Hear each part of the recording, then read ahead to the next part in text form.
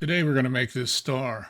There's two ways to make these, and let me show you what the difference is. So this is the wrong way. Some people start with a circle, they'll add their lines, but they never can get it right. It's very difficult this way. So let me show you the right way. We're going to start with a hexagon, and then we're going to turn that into a pentagon, right? Then we're going to make this top line parallel. Then we make two lines. We're going to make those two lines equal with each other. Okay. Now we'll do our circular pattern. We'll lock these two lines in to that pattern. Click our center point. Go to 5. Click OK. Now, if you were to extrude this star, you'd have to click on 6 different things. So we'll hit our trim tool, cut out these inside lines, and there you have a star. You can finish, extrude. We can modify the appearance, and we'll make this one red. And there you have it.